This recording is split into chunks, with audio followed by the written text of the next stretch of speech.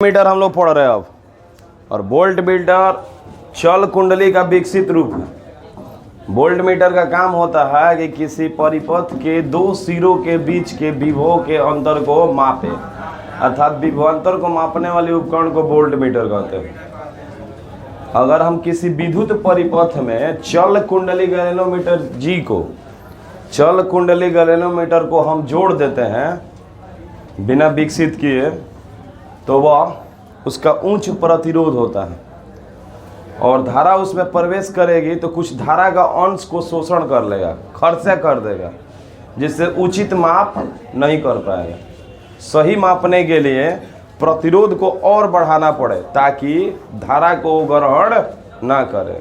तो प्रतिरोध बढ़ाने के लिए चल कुंडली गैलेनोमीटर में हम एक प्रतिरोध को जोड़ते हैं श्रेणी क्रम में ताकि प्रतिरोध बढ़ जाए। तो प्रतिरोध बढ़ाने के लिए हमें आर जोड़े। तो माना कि गैलेनोमीटर का प्रतिरोध जी है और श्रेणी क्रम में एक जोड़े हैं आर प्रतिरोध, कि वोल्ट मीटर का प्रतिरोध बढ़ जाए और विद्युत परिपथ में वोल्ट मीटर धारा को ग्रहण किए बिना मापे। बिना ग्रहण किए हुए मापेगा तो सही माप देगा, ग्रहण कर लेगा तो कम हो जाएगा वोल्टेज। समझ में आ रही है? तो चल कुंडली गैलेनोमीटर को डायरेक्ट अगर विद्युत परिपथ में हम जोड़ देते हैं तो धारा को ग्रहण कर लेता है और उचित माप नहीं देता है। इसलिए वो चल कुंडली गैलेनोमीटर का प्रतिरोध हम बढ़ाते हैं, बढ़ाकर वोल्ट मीटर बनाया जाता है। तो वोल्ट मीटर एक ऐसी जुक्ति है जो चल कुंडली गैलेनोमीटर के प्रतिरोध को बढ़ाकर बनाया जाता है। इसे विद्युत परिपथ में समांतर क्रम में जोड़ा जाता है।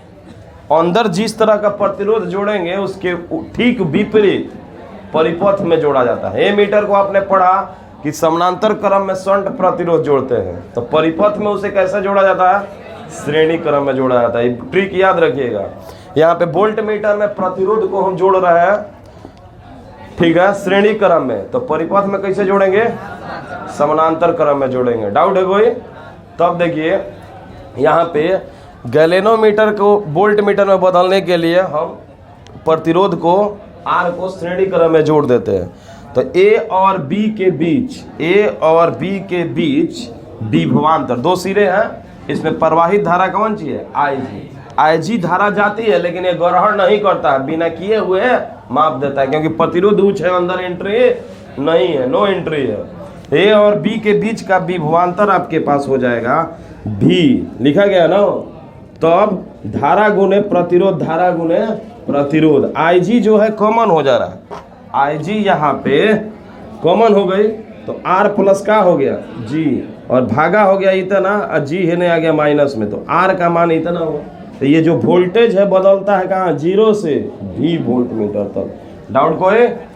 अब आइए वोल्ट मीटर को प्रभावी प्रतिरोध तो कैसे प्रभाव करता है? तो वोल्ट मीटर के प्रभावी प्रतिरोध का मान आर डैश बराबर आर प्लस का होता है जी, क्योंकि आप श्रेणी क्रम में जोड़े हैं ना। तो श्रेणी क्रम में क्या होता है कि आर एस बराबर R1 प्लस R2 होता है कि नहीं? तो ये जो है आर डैश, ये कौन चीज है? तो ये दोनों प्रतिरोधों का योग है। श्रेणी क्रम का कुल प्रतिरोध का मान है आर डैश। यही लिखा है प्रभावी प्रतिरोध, या आर इफेक्ट लिख सकते हैं। तो बहुत उच्च होता है। इस प्रकार वोल्ट मीटर एक उच्च प्रतिरोध वाला जुक्ति है। उच्च प्रतिरोध वाला जुक्ति कौन है? Volt meter. और कम प्रतिरोध वाला जुक्ति कौन है? ए मीटर है। ये बात ध्यान रखिएगा। अब देखिए आदर्श वोल्ट मीटर का प्रतिरोध क्या होता है? अनंत होता है, और किसी वोल्ट मीटर का सदैव परिपथ के समानांतर क्रम में संयोजित किया जाता है। अभी पढ़ाए थे हम वोल्ट मीटर को परिपथ में समानांतर क्रम में जोड़ते हैं, और चल कुंडली गैलेनोमीटर में प्रतिरोध को श्रेणी क्रम में जोड़ के वोल्ट मीटर बनाया जाता है। एक न्यूमेरिकल दिया है कि किसी विद्युत परिपथ में जो चल कुंडली गैलेनोमीटर यानी वोल्ट मीटर लगा है उसका प्रतिरोध क्या है? 12 हो, और उसमें प्रवाहित धारा 4 मिली एम्पियर है, तो बदल दिया 10⁻³ एम्पियर। 0 से भी वोल्टेज तक बदल रहा, 0 से 24 दिया हुआ, तो भी बराबर क्या हो जाएगा? 24 वोल्ट। अब हमारा प्रतिरोध ज्ञात करना है आर, मतलब जोड़ने वाला प्रतिरोध का मान क्या है? जो श्रेणी क्रम में चल कुंडली गैलेनोमीटर में श्रेणी क्रम में प्रतिरोध R जोड़ रहे हैं, उसका मान ज्ञात करना है। तो R बराबर V बटा का होता है आई जी माइनस जी। V का मान 24 है, इसका 4 गुने 10 के पावर -3, 6 चौ का 24 नीचे से ऊपर गया तो 1000, यानी 6000 हो गया। अब माइनस है कौन चीज है 12, 6000 मतलब 12 घट गया 5988। देखिए कितना प्रतिरोध बढ़ गया। यानी वोल्ट मीटर एक ऐसा ईमानदार है कि विद्युत परिपथ से कोई धारा खर्च नहीं कर रहा, फिर भी धारा को माप के बता रहा है।